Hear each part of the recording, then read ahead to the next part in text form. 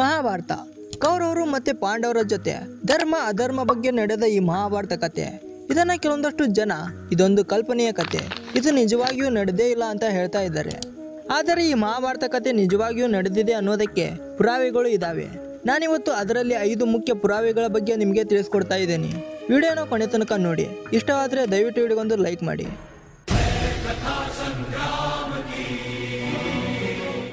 Number 1, ಪುರಾತತ್ವ ಪುರಾವೆಗಳು.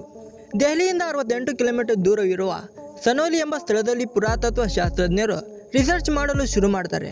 ಇನ್ನು ಈ ರಿಸರ್ಚ್ನಲ್ಲಿ ಯುದ್ಧದಲ್ಲಿ ಬಳಸಿದ ರಥ, ತುಕ್ಕು ಹಿಡಿದ ಬಿಲ್ಲು ಬಾಣ, ದೊಡ್ಡ ದೊಡ್ಡ ಗಾತ್ರದ ಕತ್ತಿಗಳು ಆ ಮಣ್ಣಿನಲ್ಲಿ ಸಿಗುತ್ತೆ. ಇದರ ಬಗ್ಗೆ ರಿಸರ್ಚ್ ನಡೆಸಿದಾಗ ಇವು ಕ್ರಿಸ್ತಪೂರ್ವ 3000 ವರ್ಷಗಳ ಹಿಂದಿನವು ಎಂದು ತಿಳಿಯುತ್ತೆ. ಅಂದ್ರೆ ಇವು ಮಹಾಭಾರತಕ್ಕೆ ಸಂಬಂಧಿಸಿದ ಅವಶೇಷಗಳು ಎಂದು ತಿಳಿದು ಬರುತ್ತೆ. ನಮ್ಮ ದೇಶದಲ್ಲಿ ಮೊಟ್ಟ ಮೊದಲು ಬಾರಿಗೆ ಮನುಷ್ಯರು ಜೀವಿಸಿದ್ದರು ಎಂದು ಹೇಳುವ ಹರಪ್ಪ ನಾಗರಿಕತೆಗಿಂತ ಮೊದಲೇ ಈ ಮಹಾಭಾರತ ಕಾಲದ ಜನರು ಇದ್ರು ಎಂದು ಇವೆಲ್ಲ ಅವಶೇಷಗಳು ನಮಗೆ ಹೇಳುತ್ತೆ. ಹಾಗೆ ಮಹಾಭಾರತದ ಕಾಲದಲ್ಲಿ ಪಾಂಡವರು ಮತ್ತೆ ಕೌರವರ ನಡುವೆ ನಡೆದ ಕುರುಕ್ಷೇತ್ರ ಯುದ್ಧ ಈ ಕುರುಕ್ಷೇತ್ರ ಎಂಬ ಪ್ರದೇಶದಲ್ಲಿ ನಡೆದಿದೆ. ಈಗ ಕುರುಕ್ಷೇತ್ರ ಎಂಬ ಸ್ಥಳ ಈಗಿನ ಹರಿಯಾಣದಲ್ಲಿದೆ. ನಂಬರ್ 2, ಸಮುದ್ರದ ಆಳದಲ್ಲಿರುವ ದ್ವಾರಕ ನಗರ. ಹೌದು, ಮಹಾಭಾರತದ ಪ್ರಕಾರ ಕ್ರಿಸ್ತಪೂರ್ವ 3000 ವರ್ಷಗಳ ಹಿಂದೆ ಶ್ರೀಕೃಷ್ಣ ತನ್ನ ಮಾವನಾದ ಕಂಸನನ್ನು ಸಾಯಿಸಿ ಮಗಧ ರಾಜ್ಯವನ್ನು ವಶಪಡಿಸಿಕೊಳ್ತಾನೆ. ಆದರೆ ಕಂಸನ ಅಳಿಯನಾದ ಜರಾಸಂಧ ತನ್ನ ಮಾವನನ್ನು ಕೊಂದ ಕೃಷ್ಣನ ಮೇಲೆ ಸೇಡು ತೀರಿಸಿಕೊಳ್ಳಬೇಕು ಅಂತ ಅನ್ಕೊಳ್ತಾನೆ. ಅದರಂತೆಯೇ ತುಂಬಾ ದೊಡ್ಡ ಸೈನ್ಯವನ್ನು ಕರೆದುಕೊಂಡು ಮಧುರಾ ನಗರದ ಮೇಲೆ ಸತತ 17 ಬಾರಿ ದಾಳಿ ಮಾಡ್ತಾನೆ. ಆದರೆ ದಾಳಿ ಮಾಡಿದ ಪ್ರತಿ ಬಾರಿ ಕೂಡ ಜರಾಸಂಧ ಸೋತು ಹೋಗ್ತಾ ಇದ್ದ. ಆತ ಪದೇ ಪದೇ ಮಧುರಾ ನಗರದ ಮೇಲೆ ದಾಳಿ ಮಾಡುವುದರಿಂದ ಅಲ್ಲಿನ ಜನಗಳಿಗೆ ಹಾಗೆ ಅಲ್ಲಿನ ಆಸ್ತಿಪಾಸ್ತಿಗಳಿಗೆ ತುಂಬಾ ತೊಂದರೆ ಆಗ್ತಾ ಇತ್ತು.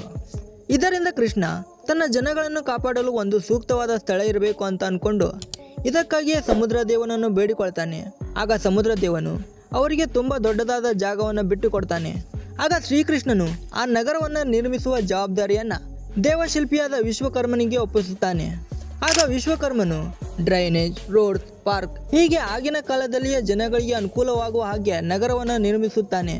ಆದರೆ ಕೇವಲ ಒಬ್ಬರ ಶಾಪದಿಂದ ಆ ನಗರ ಪೂರ್ತಿಯಾಗಿ ನಾಶವಾಗುತ್ತೆ. ಹೌದು, ಕುರುಕ್ಷೇತ್ರ ಯುದ್ಧದಲ್ಲಿ ಕೌರವರು ಸೋತು ಸತ್ತ ನಂತರ ಶ್ರೀಕೃಷ್ಣ ಅವರ ತಾಯಿಯಾದ ಗಾಂಧಾರಿಯನ್ನ ಮಾತನಾಡಿಸಲು ಹೋಗ್ತಾನೆ. ನನ್ನ ಮಕ್ಕಳು ಸಾಯುವುದಕ್ಕೆ ನೀನೇ ಕಾರಣ ಎಂದು ಹೇಳ್ತಾಳೆ. ನನ್ನ ಮಕ್ಕಳು ಸತ್ತು ಹೋಗಿದ್ದಕ್ಕೆ ನಾನು ಎಷ್ಟು ದುಃಖ ಪಡುತ್ತಿದ್ದೇನೋ ನಿನಗೂ ಸಹ ಅದೇ ಗತಿಯಾಗುತ್ತೆ ಎಂದು ಶಾಪ ಕೊಡ್ತಾಳೆ. ಆಕೆಯೇ ಆ ಶಾಪದಿಂದಲೇ ದ್ವಾರಕಾದಲ್ಲಿರುವ ಶ್ರೀಕೃಷ್ಣನ ಮಕ್ಕಳು ಯಾದವ ಜಾತಿಯ ದೊಡ್ಡವರು ಪದವಿಗಾಗಿ ಒಬ್ಬರ ಜೊತೆ ಒಬ್ಬರು ಸಾಯಿಸುತ್ತಾ ಇರ್ತಾರೆ. ಇದರಿಂದ ಶ್ರೀಕೃಷ್ಣ ಗಾಂಧಾರಿಯ ಶಾಪ ಕೆಲಸ ಮಾಡ್ತಿದೆ ಎಂದು ಅರ್ಜುನನಿಗೆ ತಿಳಿಸಿ ಅರ್ಜುನನ ಸಹಾಯದಿಂದ ದ್ವಾರಕಾ ನಗರದಲ್ಲಿರುವ ಯಾದವ ಕುಲದ ಪ್ರಜೆಗಳನ್ನ ಮತ್ತೆ ಮಧುರಾ ನಗರಕ್ಕೆ ಕರೆದುಕೊಂಡು ಬರ್ತಾನೆ. ಆಗ ಸಮುದ್ರ ದೇವನು ಆ ದ್ವಾರಕ ನಗರವನ್ನ ತನ್ನಲ್ಲಿ ವಿಲೀನ ಮಾಡಿಕೊಂಡು ಬಿಡ್ತಾನೆ. ಆಗಿನಿಂದ ಆ ನಗರ ಯಾರಿಗೂ ಕಾಣುವುದಿಲ್ಲ. ಆದರೆ 1983ರಲ್ಲಿ SR ಅವರ ನೇತೃತ್ವದಲ್ಲಿ ಆರ್ಕಾಲಜಿಯಿಂದ ಗುಜರಾತ್ ಸಮುದ್ರದ ತೀರದಿಂದ 20 ಕಿಲೋಮೀಟರ್ ದೂರದಲ್ಲಿ ಸಮುದ್ರದ 20 ಮೀಟರ್ ಕೆಳಗಡೆ ಒಂದು ದೊಡ್ಡದಾದ ನಗರವನ್ನು ಕಂಡುಹಿಡಿತಾರೆ. ಇದರಲ್ಲಿನ ವಸ್ತುಗಳನ್ನ ಕಾರ್ಬನ್ ಡೇಟಿಂಗ್ ಮಾಡಿದಾಗ ಅವು ಕ್ರಿಸ್ತಪೂರ್ವ 3000 ವರ್ಷಗಳ ಹಿಂದಿನವು ಎಂದು ಗೊತ್ತಾಗುತ್ತೆ. ಅಂದ್ರೆ ಈ ಸಮುದ್ರದಲ್ಲಿನ ಮಹಾನಗರವು ಕೂಡ ಮಹಾಭಾರತದ ಕಾಲಕ್ಕೆ ಸಂಬಂಧಿಸಿದವು ಎಂದು ಗೊತ್ತಾಗುತ್ತೆ. ಇನ್ನು ಈ ನಗರದಲ್ಲಿನ ರೋಡ್, ಡ್ರೈನೇಜ್ ಸಿಸ್ಟಮ್, ಸ್ಪಾರ್ಕ್ ಮತ್ತೆ ರಾಜಮುದ್ರೆಗಳು ಆ ನಗರ ಹೇಗೆ ಇತ್ತು ಅನ್ನೋದಕ್ಕೆ ಕೆಲವೊಂದಷ್ಟು ಪುರಾವೆಗಳು ಇಲ್ಲಿ ಕಾಣಲು ಸಿಗುತ್ತೆ. ನಂಬರ್ 3, ಪದ್ಮವ್ಯೂಹ. ಶತ್ರು ಸೈನ್ಯವನ್ನು ಸೋಲಿಸಲು ಬಳಸುವ ವ್ಯೂಹಗಳಲ್ಲಿ ಈ ಪದ್ಮವ್ಯೂಹ ಅತ್ಯಂತ ಪ್ರಮುಖವಾದದ್ದು. ಈ ಪದ್ಮವ್ಯೂಹ ಭೇದಿಸಲು ಪಾಂಡವರಲ್ಲಿ ಅರ್ಜುನಿಗೆ ಮಾತ್ರ ಗೊತ್ತು.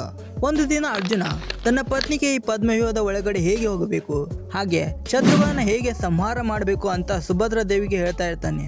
ಆಗ ಸುಭದ್ರಾ ದೇವಿ ತುಂಬು ಗರ್ಭಿಣಿಯಾಗಿರ್ತಾಳೆ.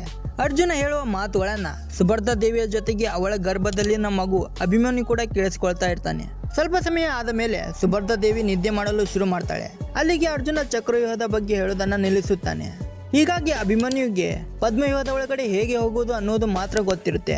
ಆದ್ರೆ ಅದರ ಒಳಗಡೆಯಿಂದ ಹೇಗೆ ಹೊರಗಡೆ ಬರೋದು ಅನ್ನೋದು ಗೊತ್ತಿರಲ್ಲ. ಅದಕ್ಕಾಗಿಯೇ ಕುರುಕ್ಷೇತ್ರ ಸಮಯದಲ್ಲಿ 13ನೇ ದಿನ ಅರ್ಜುನ ಇಲ್ಲದಿರುವುದನ್ನು ನೋಡಿ ದ್ರೋಣಾಚಾರ್ಯರು ಪದ್ಮವ್ಯೂಹವನ್ನು ರಚಿಸುತ್ತಾರೆ. ಆಗ ಅಭಿಮನ್ಯು ನನ್ನ ಹಿಂದೆ ಭೀಮ, ಧರ್ಮರಾಜ, ನಕುಲ ಸಹದೇವರು ನನ್ನ ಹಿಂದೆ ಬರ್ತಾರೆ ಎಂದು ತಿಳಿದು ಯುದ್ಧ ಮಾಡುವುದಕ್ಕೆ ಆ ಪದ್ಮವ್ಯೂಹದ ಒಳಗಡೆ ಹೋಗ್ತಾನೆ. ಆದರೆ ಅಭಿಮನ್ಯು ಪದ್ಮವ್ಯೂಹದ ಒಳಗಡೆ ಹೋದ ನಂತರ ಪಾಂಡವರ ಸೈನ್ಯ ಕೌರವರ ಸೈನ್ಯವನ್ನು ನಿಲ್ಲಿಸಿ ಬಿಡುತ್ತೆ. ಆದರೂ ಕೂಡ ಕೇವಲ 17 ವಯಸ್ಸಿನ ಅಭಿಮನ್ಯು ಕೌರವರ ಸೈನ್ಯದ ಮೇಲೆ ದಾಳಿ ಮಾಡಿ ಅವರ ಸೈನ್ಯದ ಯೋಧರನ್ನ ನೆಲಸಮ ಮಾಡಿಬಿಡ್ತಾನೆ. ಕೊನೆಗೆ ಕೌರವರೆಲ್ಲರೂ ಒಂದೇ ಸಲ ದಾಳಿ ಮಾಡುವುದರಿಂದ ಅಭಿಮನ್ಯು ವೀರಮರಣ ಹೊಂದುತ್ತಾನೆ. ಇನ್ನು ಈ ಪದ್ಮವ್ಯೂಹದ ನಿಜವಾದ ಸಾಕ್ಷಿ ಇಂದಿಗೂ ಕೂಡ ಇದೆ. ಹಿಮಾಚಲ ಪ್ರದೇಶದ ಹಬೀಬಪುರ ಜಿಲ್ಲೆಯ ಹಿಪ್ಲೋಕೋಟೆಯ ಹತ್ತಿರ ಒಂದು ಕಲ್ಲಿನ ಮೇಲೆ ಕೆತ್ತಲಾಗಿದೆ. ಇದನ್ನ ಗಮನವಿಟ್ಟು ಗಮನಿಸಿದರೆ ನಮಗೆ ಒಳಗಡೆ ಹೋಗುವ ದಾರಿ ಅರ್ಥವಾಗುತ್ತೆ, ಆದರೆ ಹೊರಗೆ ಬರುವ ದಾರಿ ಅರ್ಥವಾಗುವುದಿಲ್ಲ. ಪಾಂಡವರು ವನವಾಸಕ್ಕೆ ಹೋದ ಸಮಯದಲ್ಲಿ ಆಗ ಅರ್ಜುನ ಈ ಪದ್ಮವ್ಯೂಹವನ್ನು ನೆನಪಿನಲ್ಲಿ ಇಟ್ಟುಕೊಳ್ಳುವ ಸಲುವಾಗಿ ಒಂದು ಕಲ್ಲಿನ ಮೇಲೆ ಕೆತ್ತಿದ್ದಾನೆ ಎಂದು ಹೇಳಲಾಗುತ್ತೆ. ನಂಬರ್ 4, ಕೇದಾರನಾಥ ಮತ್ತು ಪಶುಪತನಾಥ ದೇವಾಲಯಗಳು. 18 ದಿನಗಳ ಕಾಲ ನಡೆದ ಕುರುಕ್ಷೇತ್ರ ಯುದ್ಧದಲ್ಲಿ ಪಾಂಡವರೆಲ್ಲರೂ ಕೌರವರನ್ನ ಸೋಲಿಸುತ್ತಾರೆ. ಅದರಲ್ಲಿ ತುಂಬಾ ಜನರನ್ನ ಸಾಯಿಸಿ ಬಿಡ್ತಾರೆ. ನಮ್ಮ ಪುರಾಣಗಳ ಪ್ರಕಾರ ಸೋದರ ಎಷ್ಟೇ ಪಾಪಿಯಾಗಿದ್ದರೂ ಸಹ ಅವನನ್ನು ಸಾಯಿಸಬಾರದು. ಅವನನ್ನು ಸಾಯಿಸಿದರೆ ಅದು ಮಹಾನ್ ಪಾಪ ಎಂದು ಹೇಳಲಾಗುತ್ತದೆ. ಅದಕ್ಕಾಗಿ ಪಾಂಡವರು ಕೌರವರನ್ನ ಸಾಯಿಸಿದ್ದಕ್ಕೆ ಪಶ್ಚಾತ್ತಾಪವನ್ನು ಪಡ್ತಾರೆ. ಈ ಪಾಪಗಳಿಗೆ ಪ್ರಾಯಶ್ಚಿತ್ತ ಬೇಕು ಅಂತ ಅನ್ಕೊಂಡು ಶಿವನನ್ನು ಪ್ರಾರ್ಥಿಸುತ್ತಾರೆ. ಅವರ ಪ್ರಾರ್ಥನೆಯನ್ನು ತಿರಸ್ಕರಿಸುತ್ತಾನೆ. ಇದರಿಂದ ಅವರೆಲ್ಲರೂ ಮಹಾಶಿವನನ್ನು ಹುಡುಕುತ್ತಾ ಕಾಶಿ ಕಡೆ ಹೋಗ್ತಾರೆ. ಪಾಂಡವರು ಬರುವ ವಿಷಯ ತಿಳ್ಕೊಂಡ ಶಿವ ಅವರಿಂದ ತಪ್ಪಿಸಿಕೊಳ್ಳಲು ಕಾಶಿಯಿಂದ ಕಾರವಾರ ಎಂಬ ಸ್ಥಳಕ್ಕೆ ಹೋಗಿ ಮೌಖಿಕನಾಗಿ ಬದಲಾಗಿ ಅಲ್ಲಿಯೇ ಸಂಚರಿಸುತ್ತಾ ಇರ್ತಾನೆ. ಆಗ ಪಾಂಡವರು ಕಾಶಿಯಿಂದ ಕಾರವಾರ ಕಡೆ ಹೋಗ್ತಾರೆ. ಅಲ್ಲಿಗೆ ಹೋಗಿ ಮೌಖಿಕ ರೂಪದಲ್ಲಿರುವ ಶಿವನನ್ನು ಗುರುತಿಸಿ ಕಾಲಿಗೆ ಬೀಳ್ತಾರೆ. ಇದರಿಂದ ಪಾಂಡವರ ಸಂಕಲ್ಪವನ್ನು ಮೆಚ್ಚಿ ಶಿವ ಅವರ ಮುಂದೆ ಪ್ರತ್ಯಕ್ಷನಾಗ್ತಾನೆ. ಇಂದಿಗೂ ಕೂಡ ಆ ಮೌಖಿಕವಾದ ಭುಜ ಕೇದಾರನಾಥದಲ್ಲಿ, ತಲೆ ಪಶುಪತನಾಥದಲ್ಲಿ, ಕಾಲುಗಳು ತುಂಗನಾಥದಲ್ಲಿ, ಹೊಟ್ಟೆಯ ಭಾಗ ಮಧ್ಯ ಮಹೇಶ್ವರನಾಥದಲ್ಲಿ, ಮುಖ ರುದ್ರನಾಥದಲ್ಲಿ ಪ್ರತ್ಯಕ್ಷವಾಗುತ್ತೆ. ಆಗ ಪಾಂಡವರು ಈ 5 ಪ್ರದೇಶಗಳಲ್ಲಿ 5 ದೇವಾಲಯಗಳನ್ನು ನಿರ್ಮಿಸಲಾಗುತ್ತೆ. ಅದಕ್ಕಾಗಿ ಯಾರಾದರೂ ಕೇದಾರನಾಥ ದೇವಾಲಯಕ್ಕೆ ಹೋದ್ರೆ ಇನ್ನುಳಿದ 4 ದೇವಾಲಯಗಳನ್ನು ತಪ್ಪದೇ ಭೇಟಿಯಾಗಬೇಕು. ಆಗ ಮಾತ್ರ ಅವರ ಪ್ರದಕ್ಷಿಣೆ ಪೂರ್ತಿಯಾಗುತ್ತೆ. ಇನ್ನು ಈ 5 ದೇವಾಲಯಗಳು ಇಂದಿಗೂ ಕೂಡ ಹಾಗೇ ಇದಾವೆ.